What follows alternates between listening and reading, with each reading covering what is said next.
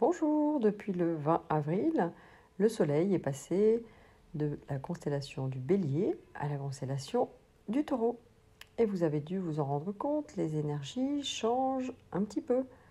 On laisse les tensions, l'énergie forte de ce début de printemps qui nous a peut-être poussé à nous activer, mais aussi à activer notre feu créateur, notre feu peut-être même de rébellion.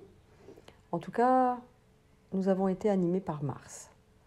Eh bien, comme vous le voyez, après le signe du Bélier, nous avons le signe du Taureau. Et le Taureau est en face du Scorpion. Nous allons donc découvrir un nouvel axe ce mois-ci. Pour représenter cet axe, et notamment l'énergie du Taureau, eh bien, je vous ai mis cette photo de mon bel olivier. Car il y a sur cette photo, je crois, tout ce qui représente à mes yeux le signe du Taureau.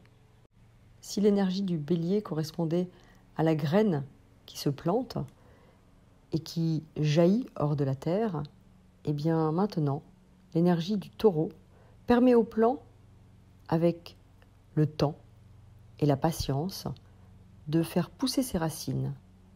En effet, le Taureau prend le temps de se fixer dans la terre. C'est un signe de terre, le Taureau, et c'est un signe fixe. Souvenez-vous, un signe cardinal, c'est un signe qui permet d'impulser.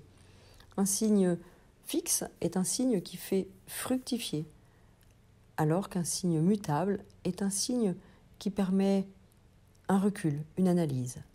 Eh bien, ici, nous sommes dans un signe fixe de terre, ce qui veut dire que nous allons commencer à récolter les fruits des efforts de ce qui a été fait en Bélier. On a planté une graine, et bien ça y est, on va voir enfin la graine se transformer en plant. Et ça commence par aller faire des racines. Le signe du Taureau, le mois de mai, est un signe d'enracinement, un signe d'enracinement dans la matière. Car c'est bien ce qu'il faut retenir de ce signe du Taureau, c'est un signe qui nous parle de terre, de matière, de solidité. L'animal totem du Taureau, finalement, correspond plus à l'image du bœuf. Vous savez, ce bœuf qui tire sa charrue et qui avance dans son sillon. Il est un peu têtu, on ne peut pas le faire dévier de son chemin, et à la fin de son sillon, il fera demi-tour et il va reprendre un autre sillon. Il est à la fois fort, mais aussi déterminé. Il met du temps à se mettre en route. Il n'est pas vif comme le bélier, mais il est puissant. Il va être capable de supporter le joug de ce qu'il tire sur ses épaules. Il ne s'agit pas d'un taureau dans une arène, qui lui serait viril. Non, il s'agit ici du bœuf plutôt castré. Il est assez peu réactif. Il a plusieurs estomacs et il rumine. Quand on lui dit quelque chose qui ne lui convient pas, il va ruminer les arguments et seulement quand il les aura assimilés, il pourra changer d'avis. Vous voyez, le taureau aime prendre son temps, tout comme il prend son temps pour semer, pour récolter. Petite anecdote, un taureau, un bœuf, pour rentrer dans un camion, il ne peut rentrer qu'en arrière. Mais il n'y a pas intérêt de le forcer, ni de le brusquer. C'est lui qui décide. Si vous lui piquez le cul, il n'aura pas vraiment de réaction, ou alors une réaction lente. Il sait pardonner, mais il n'oubliera jamais.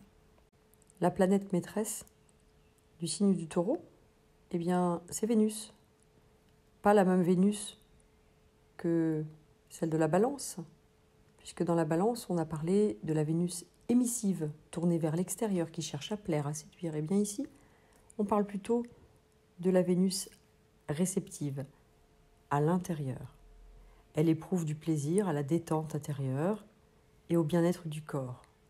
Elle aime la musique qu'elle peut écouter seule. Elle aime les matières nobles et les parfums qui lui plaisent. Pas surprenant donc de voir les personnes animées par le signe du taureau aimer porter des belles matières, habiter dans une maison confortable. Et comme il y a une grande connexion avec la nature, eh bien, ce sont des personnes qui vont aimer manger du bio, manger des aliments de haute qualité énergétique. Les taureaux sont connus comme des épicuriens. Ils aiment la gastronomie, les bons vins, et ils s'habillent facilement avec des matières naturelles. Ils aiment avoir leur propre potager. Ils sont aussi des personnes qui aiment construire une maison, investir dans le foncier, dans la pierre. On en trouve beaucoup dans les métiers de l'habitat, du patrimoine, de la gestion de l'argent et des investissements. Car l'objectif d'un taureau, c'est de mobiliser, de fructifier, un peu comme Picsou, en investissant, en plaçant, en rentabilisant. Comme ils sont attachés au confort et au plaisir des 5 sens, avec l'influence de Vénus, on va aussi les trouver dans le domaine du bien-être, du sport, mais pas dans la compétition, plutôt dans le coaching. On peut donc dire que la première caractéristique d'un taureau, c'est sa capacité à apprécier la beauté du monde, à aimer les plaisirs, les saveurs, les couleurs, les odeurs, l'ambiance. Il a un goût pour le bien-être et le confort. Il privilégie des achats confortables et durables. Il a un sens pour l'écologie et une grande conscience de la souffrance animale, car pour lui la vie est rare et précieuse. Il s'intéresse à la préservation du patrimoine. Et enfin, une personne native du taureau est patiente. Il ressent le besoin de se préserver, d'aménager son temps de travail, car il refuse le stress. À la différence du bélier qui aime et qui est bon dans l'urgence et dans le stress, eh bien, le taureau va être bien plus efficace sur du long terme. Il aime cuisiner et préparer, par exemple, un agneau de 7 heures, un plat mijoté, car il aime globalement la bonne cuisine et le bon vin. Il est très attaché à la possession de ses biens, et pour lui, il est important de posséder l'instant, de prendre le temps d'assimiler et de s'approprier ce qui se vit, en contact avec le vivant, avec le plaisir simple et subtil, on le dit, hédoniste. Il peut s'autoriser un hôtel de luxe, un plaisir exceptionnel comme un restaurant 3 étoiles, mais aussi des plaisirs simples comme boire une tisane au coin du feu. Il va chercher la sécurité matérielle, le confort d'une belle maison, qu'il cherchera à posséder rapidement. Un taureau, en général, très jeune, ne supporte pas de louer un bien, il préfère être propriétaire. Il va choisir des produits et des matériaux de qualité pour construire sa maison, car il cherchera toujours à être respectueux de l'environnement et de l'humain.